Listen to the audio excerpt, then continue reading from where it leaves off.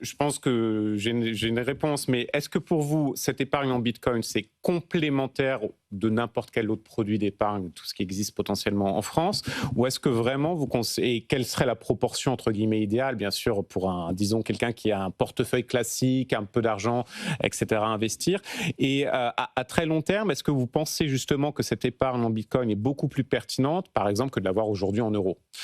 Alors, évidemment, je fais le disclaimer, je ne fais pas de conseils en investissement. En revanche, je pense qu'il y a deux jambes à la réponse. La première jambe, c'est que j'utilise le mot épargne pour Bitcoin, c'est à dessein.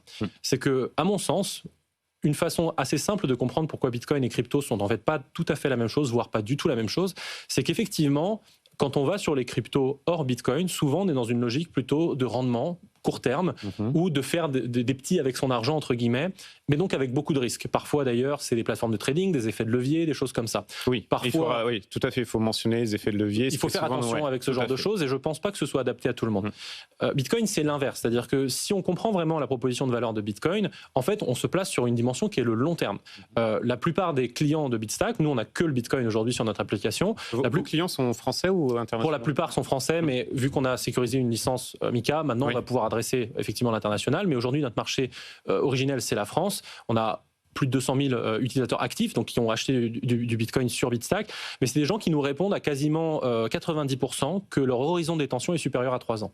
Et ça, vous ne l'avez pas du tout sur les autres cryptos, pour lesquelles certaines, en fait, vous pouvez avoir un horizon de détention à la semaine, au jour, à la seconde. L'intraday, etc. Voilà. Donc c'est pour ça que j'utilise ce terme à dessein, c'est qu'en fait, il y a vraiment, ça convoque pas du tout le même environnement de pensée. Quand on pense Bitcoin, on pense en fait contre-intuitivement à ce qui se dit dans la place publique. On pense sécurité, on pense long terme, on pense projet de vie. Et donc ça me permet d'embrayer sur la deuxième jambe, qui est sur quoi on le prend dans son portefeuille. Alors évidemment, il y a toujours un modulo votre profil de risque, et ça je peux pas le déterminer à votre place, mais pour faire un petit peu réfléchir de façon contre-intuitive, je me base sur ce que dit maintenant BlackRock sur le sujet. BlackRock, quand ils recommandent une allocation de Bitcoin dans leur dernier rapport, enfin leur rapport qui était sorti en fin d'année dernière, ils disaient pas Bitcoin c'est très risqué, c'est quelque chose comme des hormones dans votre portefeuille. Pas du tout. Ils disaient Bitcoin c'est une protection contre un risque qui est celui de la dévaluation monétaire. Et ce risque, c'est même pas un risque, c'est la réalité qu'on vit tous depuis 100 ans à cause de notre système monétaire. Donc c'est une certitude. Et à cet égard, je termine là-dessus.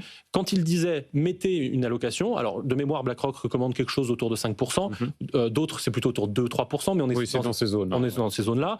En revanche, ce qui est très intéressant, c'est qu'il recommandait de la prendre sur la part obligataire. Parce que précisément, il disait c'est un risque off contre le risque de la part obligataire, c'est-à-dire la dévaluation monétaire. Et c'est pas un risque on, c'est pas un actif risqué en fait. En tout cas, c'est comme ça que le vend BlackRock et ça permet de réfléchir un peu à se positionner par rapport à la monnaie en général, qui est le thermomètre de tout le reste.